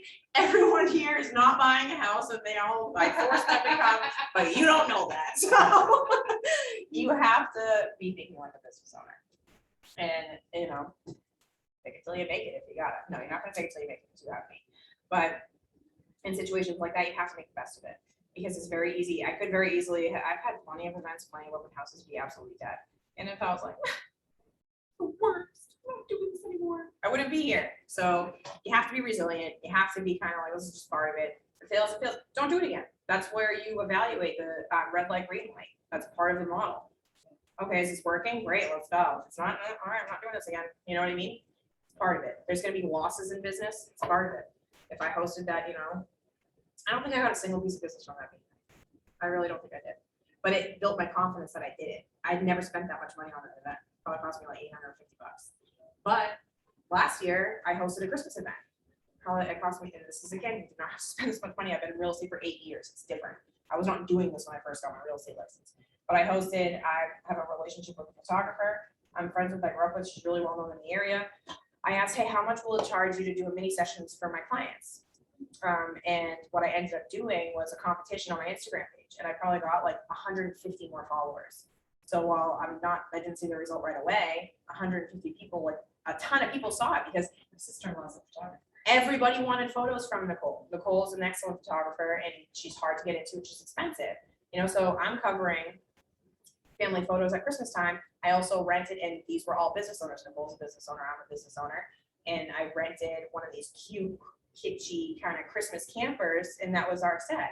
It cost me over $1,000 to do, but I had these relationships. I got shout out on their business page. Nicole shouted me out on her business page. I shouted both of them out, and we were all women. I'm a big feminist. I do not hide it. There are women in business everywhere. Women run the world. Make friends. We're not in competition with each other. There is enough success for everybody. And the more business owners you're in touch with, the better. You know, I'm hosting, for instance, Christmas. This is probably the biggest event I've ever thrown. I want to throw up over it, but I know I'm following through with it because I know I'll see results from it. Me and the attorney's office and an accountant's office are hosting a huge Christmas party, December 16th. It's a networking event at the Methuen City Music Hall. And we're renting tables, we're, you know, having it catered, and we're hoping to have like 300 people come to network. And we're doing a charity. I also am very genuine. In fact, I like helping people. That's why I want to do this. I like it. I like it more than the check. Sometimes you work with people and go, I'm paid enough to do this, but I'm happy. It's like, it fulfills me. It makes me feel good. I just helped my cousin, her dad passed away, and I was able to hand her a $350,000 check. That felt good. You know, that was just her net, you know, and I made them $40,000 over what they initially thought they were gonna make.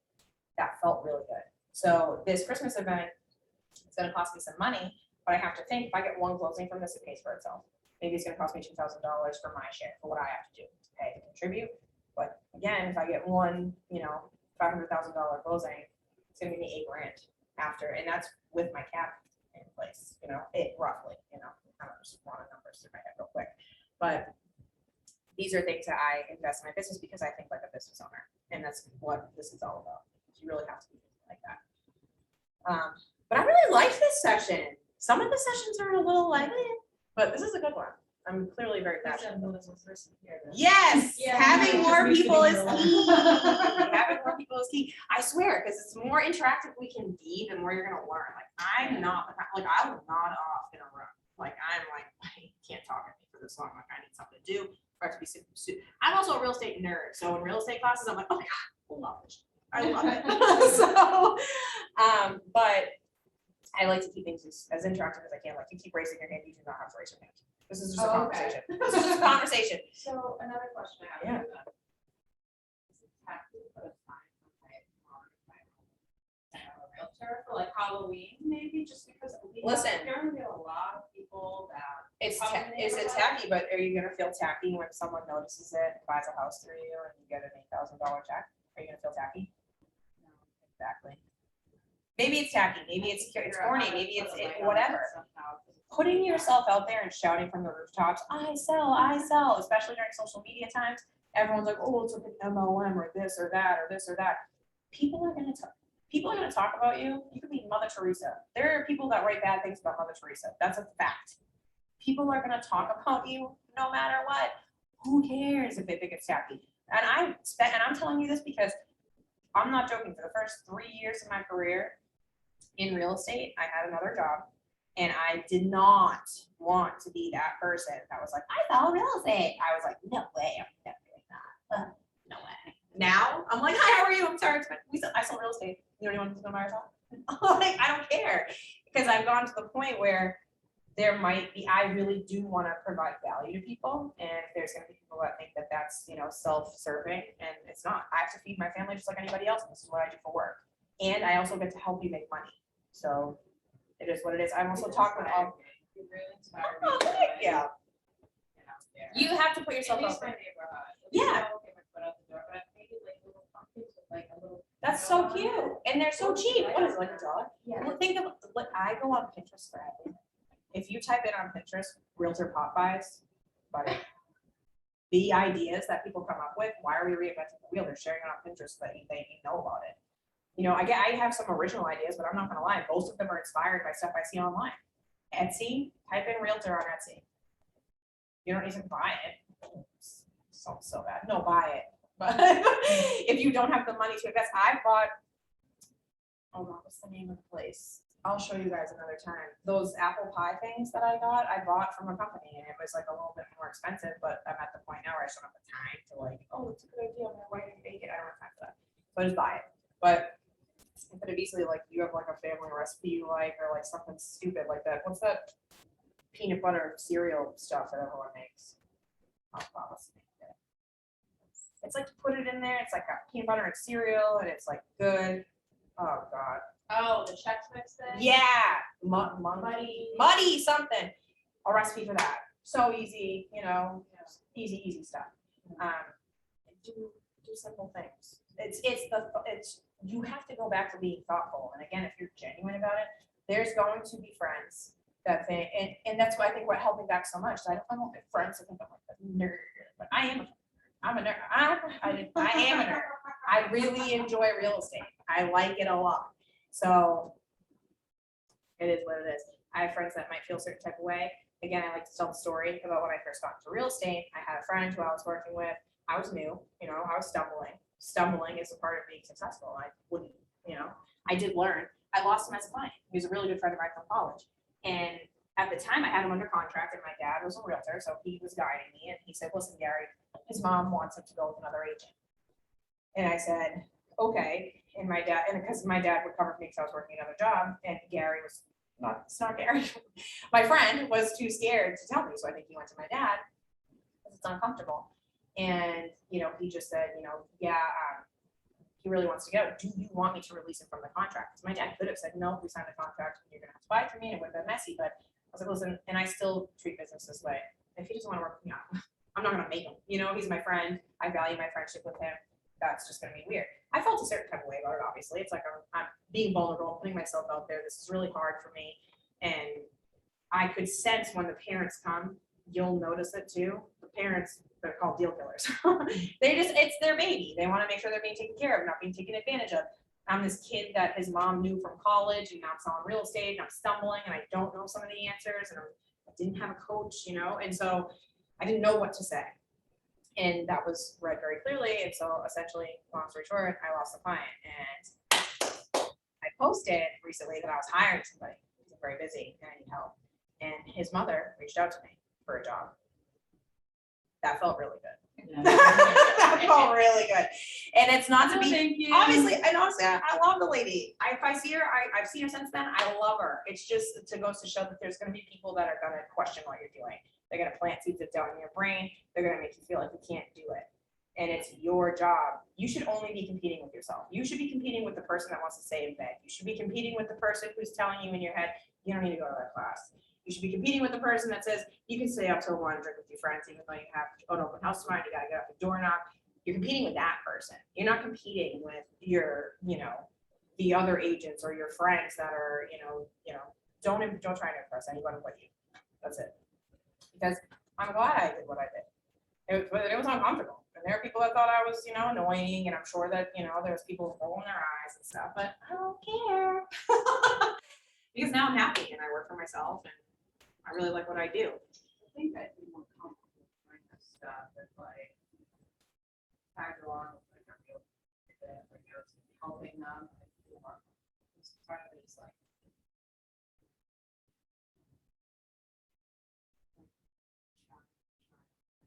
No, you don't know what you're doing. I know. You don't know what you're doing, and then it's not that I'm shy, it's just like, you don't wanna feel, it's the fear Vulnerable. of being rejected, the Yeah. fear of rejection.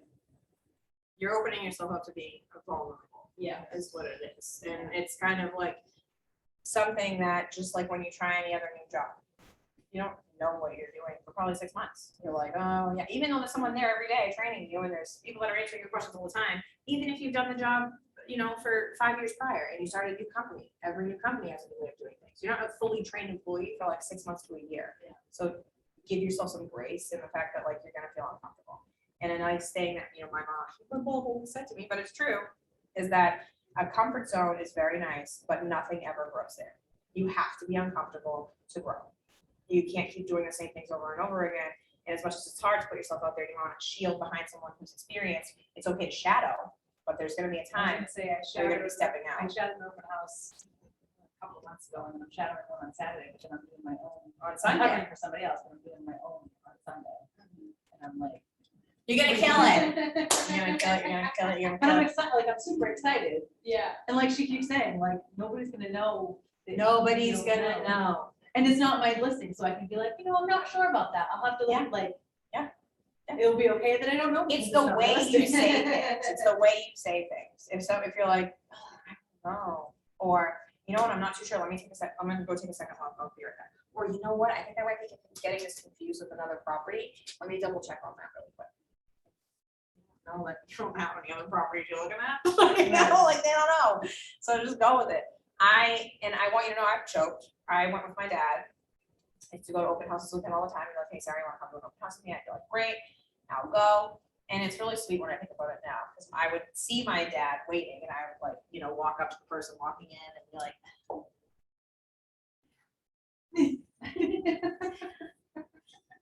and then I'd see my dad smirk and be like, hi, how are you? Welcome to the open house. How's it going? And I'd be like, ah. And then they would leave and someone else come in. I'd be like, Dad, no, don't. I'm gonna do it this time. And I would do it again. And you're doing this idiot. But I got to watch him for a little bit.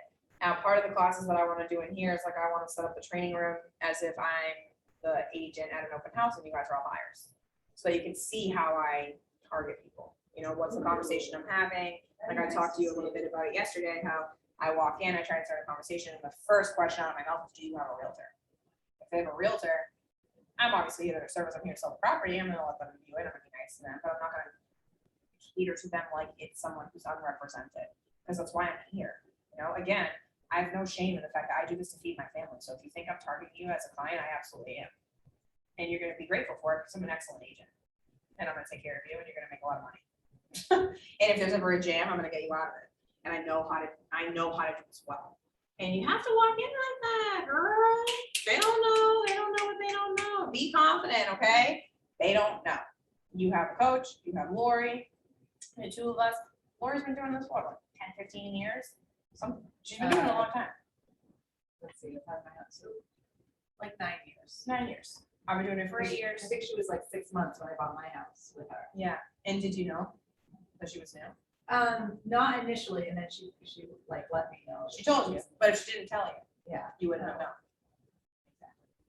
Exactly. What do you say when people are like, how long have you been doing this? Like, how do you approach that answer when you're viewing? So I was lucky enough to have my kid. So I would say I'm fairly new. However, my family's been in real estate for 25 years, and I'm on part of that team. What you can say is I'm fairly new, but I'm part of the coaching program at Keller Williams, and my coach has 10 years of experience, and she's walking me through this whole process. If I don't know anything, she will. Don't worry about it. The mock class of the open house, when are you gonna have I'm that? still, so this is the thing, is it's hard to plan because that's a class where if no one shows up, it holds no value. So it's something. I'll be here. Yeah, Amy will be I'll here. be here I'm for trying to- Monday, Wednesday or Friday. I can make Yeah, it. that's great. I'm trying to cater to some classes that are in the evening because I do understand, I'm a mom, you know, I get it. I'm taking care of my kid all day. And before I had him in daycare, I would wait for my husband to get home before I could do anything. We were like passing ships. So I'm trying to do things that, and I also understand that, you know, not everyone gets into real estate full time right away. They might have a job if they work till 4 or 5. So I'm trying to figure out, you know, is it best to do in the evening? Will I get more of an outreach, you know, more people coming? I also know we just struggle with, people will say they're gonna come and they don't, and life gets busy. I don't take it personally. It's just more of like, it's just not gonna hold any value with maybe the 1 or 2. Well, it's 2 people. I literally need 2 people. That's it. Just 2 people. That's all I need. To just show you, you know, hey, you know, I wanna set it up and be like, you know, ask the questions, whatever. And there's gonna be scenarios like this is another thing I have to coordinate with other people because I want to have people come in and play roles that you will run into in an open house. For instance, I hosted an open house in Methuen with my listing, hosting with a lender, and he's new. And the person said, have they dealt with the rat problem downstairs? This is a very busy open house. This is like people everywhere. And I said, I don't believe they have one. And they continue to pursue it, and that's obviously something I could navigate. I'd be like, can you politely shut up? Like, why are you doing this? So I would say, you know, navigate that kind of stuff, and that's what I want to show in the open house. Is how would I deal with that? For instance, my sister-in-law, she's marketing a condo in Londonderry. The fee is very high. We talked about in our listing class. Sometimes there's special assessments. You have to find that out when you list the property because it affects the affordability on the buyer end. The fee is like $600 because it's a condo fee plus a special assessment.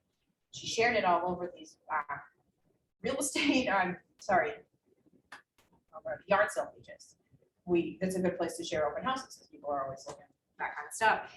And someone said, I would never buy this, the fees are $600, and she's having to navigate that. It's like, this is how I'm marketing my listing, like, I have to deal with that, or remove it and be on top of it, which is also where, like, there are, I might have told you a story, this is why service matters. I had a client, an offer that I accepted on a property that I sold to McKillen, and the agent sent us an offer that we loved, and we accepted it. It had all the terms we wanted, the price we wanted, it was excellent, excellent offer. And then the guy calls me and says, hey, Sarah, I think you'll be a voicemail. Hey, Sarah, clients don't want to buy the property anymore. Really sorry about that. I'll talk to you soon. Bye. I was like, what? And so I had to call them and I said, it's not that simple. They signed a legal agreement to purchase the property with no home inspection contingency. So I would suggest they consult an attorney before they decide to just abandon this contract because they're breaching a contract. They went to, he spoke with them and they were going to buy it. And then they decided they really don't want to buy it. And I said, listen, you're going to have to discuss what needed to happen. And he said, word for word, wow, this is a lot of work. I said, yes, it is. Yes, it is. So he was a newer agent that had no idea. I have no idea. He's just like, and there are some people that do this as a hobby. You take a multiple question test, you have your real estate license.